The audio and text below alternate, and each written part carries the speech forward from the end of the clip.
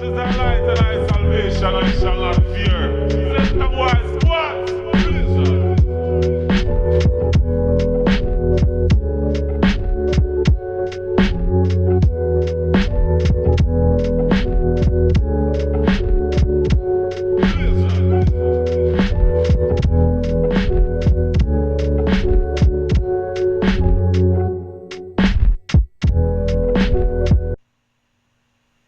All right, Shalom. I want to give all the praise, honor, and glory to Yahawah Bahasham, YAHAWASHI, Bahasham Rakah Qudash. Double honors to the apostles and elders, a great millstone who taught me this truth. Shalom to the hopeful elect. The great noticing continues. This is the end of the road for Esau Edom. The truth is out. Everyone is watching. There is no excuse, right? Obadiah 1 and 6. How are the things that Esau searched out? How are his hidden things sought up? Today's message is Shield of Edom. Everybody say Shield of Edom. Shield of Edom. Now this is coming from actually the term Rothschild, and we're going to talk about that today. We've kind of been on a series after the Epstein files release on Epstein and the end times and the synagogue of Satan. And this is a continuation of that series where we'll be discussing these connections. In fact, if you don't know this, in the Epstein emails, Epstein wrote Peter Thiel, who is the founder of Palantir, the surveillance company that's going to play a major role here in these last days. And he said, as you probably know, I represent the Rothschilds. And that's a very key piece of information, because what that means is there is a hierarchy to this synagogue of Satan and to these group of people who are serving the devil here on earth and creating a vast network, right? How is the Antichrist going to obtain control of such a large portion of the earth? Well, there's a lot of groundwork that has to be done in advance. The surname Rothschild originates from German, meaning red shield. Now, most people know that, okay? Most people realize that the Rothschilds are Ashkenazis, they're German Jews, and that their last name means red shield. They've been around for a long time. They played a major role in the facilitation and founding of the current modern state of Israel, and we're going to talk about that today. But here's the part that people don't know, and we're going to make a lot of connections. So today's sermon is really going to cover not just the Rothschild family, but this long-term connection from Edom all the way to the Antichrist in the last days. And I want you guys to see these key connections. When it's translated into Hebrew, based on its etymological meaning, it corresponds to Magen Edom. Okay, what do I mean by that? The term Rothschild, that family name, means Magen Edom in Hebrew. Now, some people say it means red shield in Hebrew as well. Well, Yeah, we always, bring this out, because everybody's watching the prophets, man. All right, the master plan of the illuminated Rothschilds, right? Straight to the point. In the second paragraph here, under, can you be more specific as to the role the Rothschilds play into all of this, right? It says, let me give you some background information. On one level, the Rothschilds secretly call themselves the House of David, from the tribe of Judah. Now, Rothschild translated from German to English means red shield. During biblical times, the Edomites' fortress was the red rocks of Petra. Esau, the twin brother of Jacob, was described as, quote, red and hairy. So this information fits perfectly with what survivors have been telling me. That on a deeper level, the Rothschilds are also claiming to be the descendants of Esau, right? To be the descendants of Esau, and thus are really from the house or tribe of Esau, okay? It's all coming out, man. This got to be the end of the road for these devils, What they're trying to do is to get the birthright back from the house of Jacob, who are the real Jews. However, the book of Obadiah talks about the destruction of the Edomites in the last days. See? And this is where we at. All right. Esau would be the end of the world, and Jacob would be the beginning of it that followeth, right? And before he would fall, he would be completely revealed, The problem with that is that the word for red and the word for Edom in Hebrew is the exact same word, okay? The exact same word. And so Magen Edom would be translated into English, shield of Edom, or the shield of the Edomites. And so the Rothschild family are the shield of the Edomites. Let me get something real quick. You know, everybody's watching, okay? And putting all the pieces to the puzzle together, all right? It's a wrap. Jeremiah 49 and verse 10. And it reads, it says, but I have made Esau bare. I have uncovered his secret places, and he should not be able to hide himself. He can't hide no more, man. Okay? As I talked about before, you know, that Inquisition, okay, the thorough research and investigation that's going out against the wicked, the Edomites, man. Okay? It's all being revealed. I have uncovered his secret places, and he should not be able to hide himself. His seed is spoiled in his brethren, in his neighbors, and he is not. And let's go back to our 1948 Israel. These are the promises. This is exactly what you know, I've seen in your blogs, and Zach has you know, backed it up somewhat, and it just makes sense to me that this is the covenant for the people to return to the land, the people, and that there would be peace there. But apparently, this doesn't correlate with the 1948 issue. No, not at all. I mean, how many times did we see him, even here, he said, it's conditional. Let me see here. Okay, yeah, chapter 30, verse 1. And when all these things come upon you, the blessing and the curse, which I have set before you, and you call them to mind among the nations where the Lord your God has driven you. So when you're in the diaspora, when you are driven out, and when you wake up and realize, hey, we've gone astray, we've reaped the curses for 2,730 years or more, when you acknowledge that and return to the Lord your God, verse 2, you and your children, and obey his voice in all that I command you today, with all your heart and with all your soul, then Yahuwah your God will restore your fortunes and have compassion on you. And he, not the Zionists, not the Rothschilds, not the Freemasons, not the United Nations, he will gather you again from all the peoples where Yahuwah your God has scattered you. It's an if-then. If you do this, then he will do that. Nothing about 1948 fits that. It doesn't fit Jeremiah 23, which says the same basic thing, Jeremiah 30, Jeremiah 31, the entire book of Hosea, Ezekiel 37, and Isaiah 65 and 66. So again, what these people are noticing is that these devils don't fit the script. 1948 didn't fulfill biblical prophecy. This is the book of Ezekiel 36 and verse 1.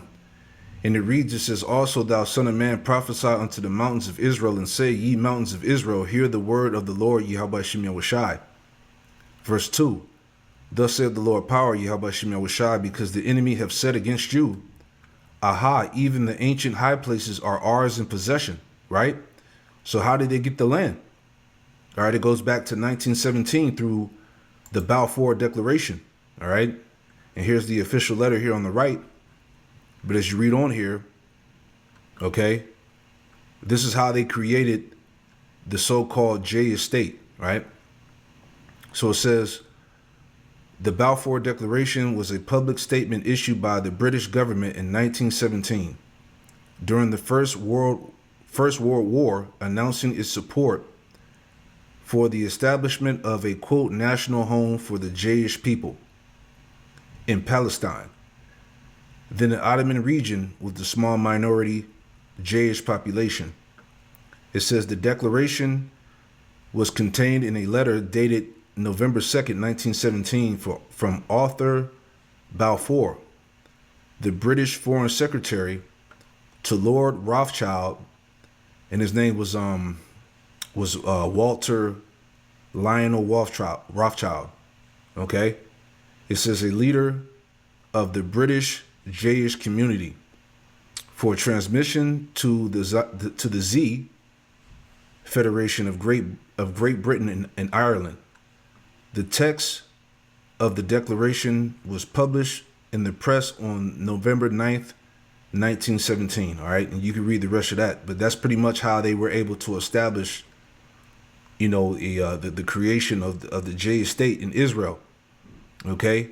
Which came along in 1948. Okay. So that's how they got the land. So going back, Ezekiel 36 and verse 5. And it reads, Therefore thus saith the Lord power, YAHAWASHI, surely in the fire of my jealousy have I spoken against the residue of the heathen, and against all of Idumea. Okay, Idumea is Greek for Edom, Esau, Edom. And against all of Idumea, which have appointed my land into their possession. Okay, how did they get the land? 1917, through the Balfour Declaration, which set up, you know, the creation of the so-called J estate in Israel, 1948. This is how it happened. And against all of Idumea, which have appointed my land into their possession, with the joy of all their heart, with despiteful minds to cast it out for a prey. You see? They all say the same thing. Well, we had a dispensational teacher on last night, and he was compartmentalizing the church and the Jews. And we brought this up to him a little bit last night, kind of stumped him. And that's not what our goal was. Our goal was to get the information, because he's a great guy. Too much information is coming out. All right. This is why I've been saying that this internet doesn't have much time left, man. All right. Zechariah 9 and 6. Right. Okay, this is Zechariah 9 and 6. It says, And a bastard shall dwell in Ashdod. Ashdod is in Jerusalem, in Israel. Okay, a bastard, an illegitimate son. Okay, these people do not belong to YAHAWASHI. All right, so a bastard son is dwelling in Ashdod, in Jerusalem. And I will cut off the pride of the Philistines. Right, Isaiah, just adding to that, Isaiah 63. In verse 17, and it reads, it says, O Lord, YAHAWASHI, why hast thou made us to err from thy ways, and harden our heart from thy fear? Return for thy servant's sake the tribes of thy inheritance. You see that? You know, so the Lord, in this time that we live in now, all right, dealing with the great awakening and the Lord putting the breath back into us, the Lord has adopted us back. Okay? Through the sacrifice of YAHAWASHI, man. You know, it says, verse 18, the people of thy holiness have possessed it but a little while, right? You know, we had, you know, under King David and King Solomon, you know, we had 40 years of peace, and that was it. You know, it says the people of thy holiness have possessed it but a little while. Our adversaries have trodden down thy sanctuary, going back to, you know, to 70 AD. Verse 19, the point, it says, we are thine. Excuse me. We are thine. Thou never bearest rule over them. Okay, these damn Edomites, these devils.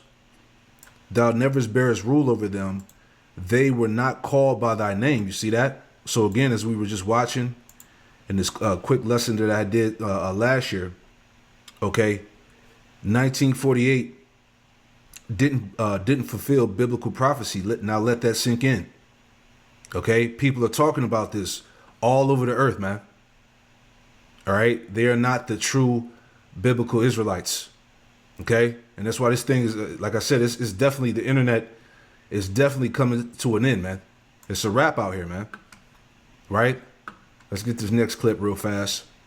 I saw this on the feed earlier. This is from the Jimmy Dore show. Huckabee can explain Jay's right to land to Israel land, right? Because there are a lot of people in the territory that Israel controls today, particularly in the West Bank, who, through genetic testing, we can know their families have been here for thousands of years. We don't know whether they practiced Judaism, whether they were Samaritans, but pre-Islam. We don't know that. A lot of them we know have been Christians for 2,000 years.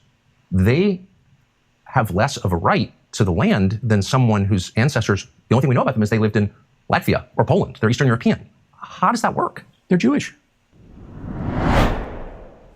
you know, in Israel, that you're not allowed to get a DNA test to track your genealogy without a court order. So this is from the Jerusalem Post. Want to fully understand your family genealogy? Not without a court order. According to some ancestry websites, there are indicators to tell you if you possess Jewish DNA or not, but you need a court order. And why is that? Because they don't want people to know that the Jews who live in Israel aren't from there. They're not Semitic. You know who is Semitic? The Palestinians. And so Tucker Carlson was interviewing Mike Huckabee, the United States ambassador to Israel, although it sounds like he's representing Israel and not the United States at all. He's 100% traitor to the United States. He is there representing the interests of Israel. And so he tries to find out, like, well, who, if you're using the Bible and God promised the Jews, how do we know Benjamin Netanyahu is one of those Jews? How do we know he comes from his ancestors come from there? How do we know they don't come from Russia or Ukraine or anywhere else? So let's listen. In the entirety of the world, there are about 16 million Jews total, and 8 million of them live here. The rest live mostly in New York or South Florida and a few other places. Okay. So this is a small population of people. And you know how tough it is for the Jews in South Florida and New York. You know how tough it is. Yeah. They don't feel safe. They don't feel safe in New York or South Florida. Oh, I caught something. Or how or Hollywood. Yeah, real quick, I forgot one scripture. All right, Lamentations 5, verses 1 and 2. Lamentations 5 and 1. Remember, O Lord, YAHAWASHI, what has come upon us. Consider and behold our reproach. All right, going back to the curses, man. Okay, us going into exile, being uprooted out of the land, being scattered, you know. Verse 2, the point. Our inheritance is turned to strangers, our houses to aliens. All right, we got heathen in the land. Okay, now the heathen, now the heathen occupy the Holy Land. The Edomites. Our inheritance is turned to strangers, our houses to aliens. You see, that's prophecy. Okay. They don't feel safe. I've heard this. They don't feel safe. Really? You don't feel? Of course they feel safe. Of course they do. Here we go. You know what makes them not feel safe? When Israel, in the name of Judaism, does a genocide in 4K right in front of everyone's eyes. Then that causes a lot of anti-Semitism because the people doing the genociding conflate Judaism with Zionism and Israel. And they don't have anything to do with each other. And they're hoping, they have something to do with each other, but they're hoping that there will be more anti-Semitism as a result of their evil, because the Jews will want nothing to do with it. They want to force them to all be on their side. And what better way than to put their backs up against a wall where you do so much evil, people just start blaming everyone that looks like you. So we better throw in together. So it makes their theory is to make all the Jews of the world unite together because the world is against them because they've done a genocide in front of everyone's face, and now people are against them because they've conflated Judaism and Jews everywhere with Israel. That used to be called anti-Semitic to do that. If you conflated Jews everywhere with Israel, that used to be considered anti-Semitic. But now the Zionists in Israel are doing it themselves to conflate that. Okay, so yeah, the whole world is against them. This is what they're doing. All right, but it's prophecy though. All right, Job, is it Job 20? Bear with me. Okay, this is Job 20 in Job 20 and 25. It says, Job 20 and 26, it says, all darkness shall be hid in his secret places. A fire not blown shall consume him. It shall go ill with him that is left in his tabernacle. All right, destruction. Verse 27, the heaven shall reveal his iniquity, right? The heaven really going back to the prophets through this internet, man. Okay, you got the two witnesses, right? And then you got that third witness, which is also the internet, these these so-called Edomite truthers that's exposing them. Okay? This is what's going on in this time. The heavens shall reveal his iniquity, and the earth shall rise up against him, as they were saying. All right, this is what's happening to Esau, Edom in these last days. The earth is rising up against him. All right, he's been fully exposed. Let's get back to this. Here we go. In the entirety of the world, there are about 16 million Jews total, and 8 million of them live here. The rest live mostly in New York or South Florida, and a few other places. Okay. So this is a small population of people. They have connection to this land, historically, biblically. Do they?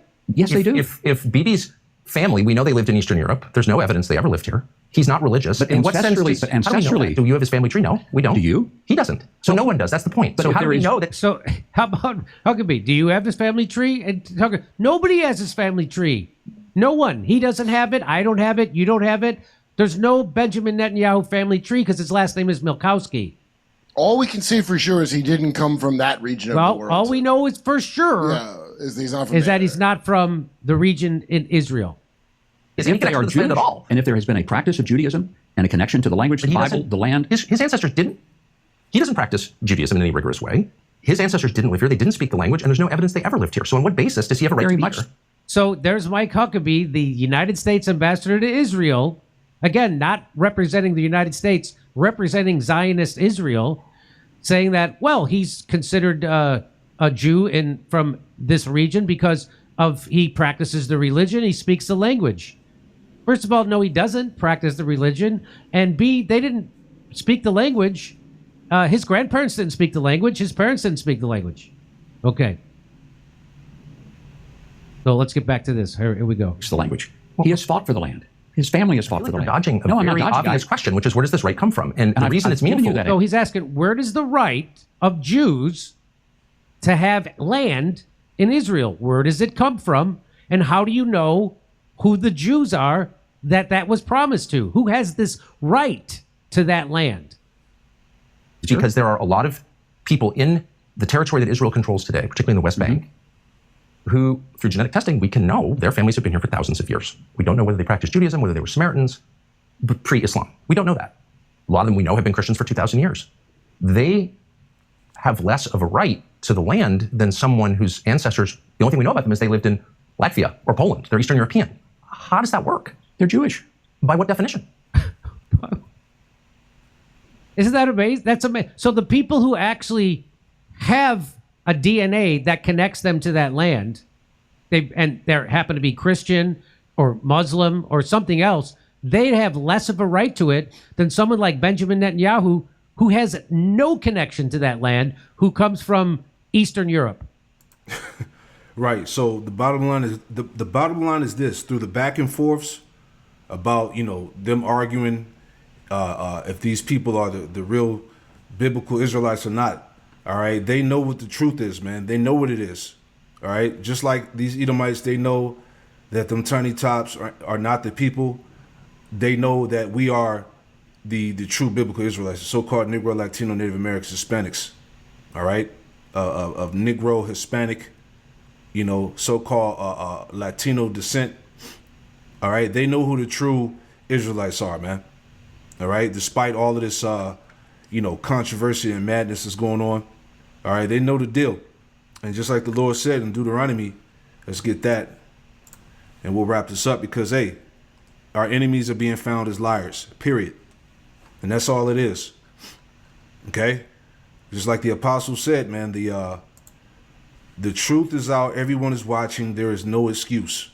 And that's it. All right, Deuteronomy 33 and verse 29.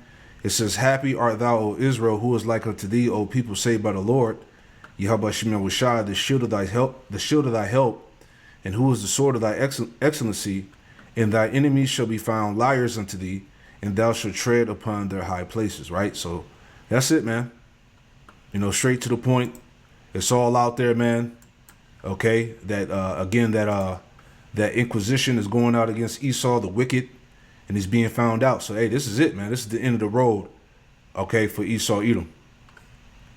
Shalom.